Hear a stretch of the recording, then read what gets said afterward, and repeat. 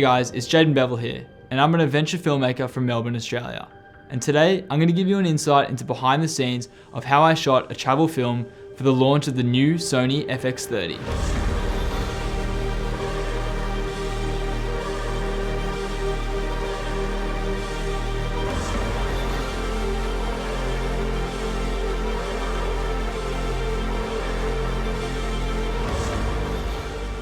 When I first got my hands on the Sony FX30, I was really impressed with the sleek body and functionalities of the camera. I knew that this camera would be perfect for entry-level filmmakers and content creators. That's why I decided to create a short film about the pursuit of inspiration, and how actually going out and creating is the spark of my inspiration. And that's where we get our concept. The idea was to create a short film that follows along my journey of how I seek inspiration, and how being out in nature with my camera is the biggest fuel for that. The film starts off with myself sitting at my desk above the city skyline. Working in this small space was tough, but the view allowed the video to start off with a bang and an intriguing first few scenes. As the story continues, we get glimpses of contrast between the everyday city life and the freedom of being out in nature. I really wanted to create this contrast between a dull city environment and a colourful and inspiring Australian landscape. So the main part of the film is when I put my notebook down and instead of overthinking, I just go out and create. And this is very true to how we actually shot the film.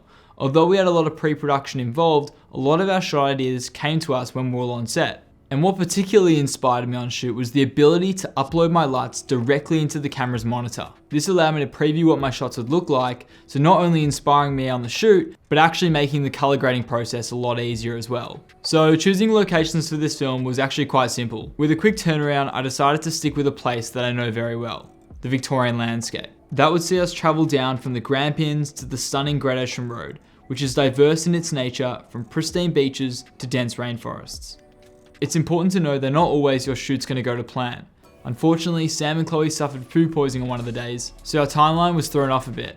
With conditions against us, be it super windy, freezing cold, or some sunsets just not really getting that nice colour, we managed to adapt and overcome our situation. And using the FX30 was amazing when it came to adapting to every situation and every location, getting the best quality shots out of every place. Shooting 4K on the 6K sensor meant we were able to pick up every detail of the landscapes we were in.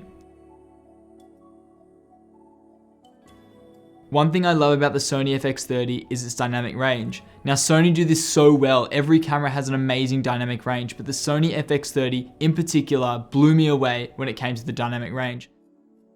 Being able to have not overexposed highlights and not underexposed shadows means you can really play around with your footage in post and color grade it to what you need it to be. The ability to shoot 4:2:2 at 10-bit color allowed us to capture the beauty of our environment. Now I mentioned before the ability to upload your own LUTs directly to the camera. And just reiterating on that, the colors that came out of the Sony FX30 seriously blew me away. Color grading was so simple, and whether you're a pro or a beginner with shooting S-Log3, this camera makes it so easy to grade, and the ability of uploading your LUTs directly to the camera really simplifies that color grading process. The image stabilization was also super impressive with the FX30. Whether shooting on a gimbal or handheld, the FX30 has a fantastic integrated IBIS system that creates smooth shots. Now one thing I love to do is shoot in 24 frames and get that really nice natural handheld movement.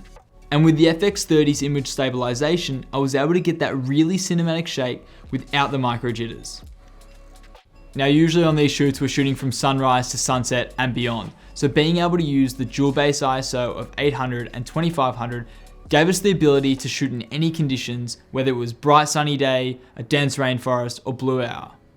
But most importantly, when we are shooting all day, one thing to look at is your battery life. And the Sony FX30 really took me by surprise with how good its battery life actually was.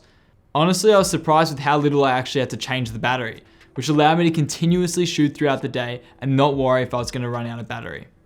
This was definitely one of the biggest takeaways I took out of the FX30. The last feature that really impressed me was the camera's simple usability with its menu. It makes it a perfect camera for beginner filmmakers to flick through their settings at ease with really clear dials and buttons.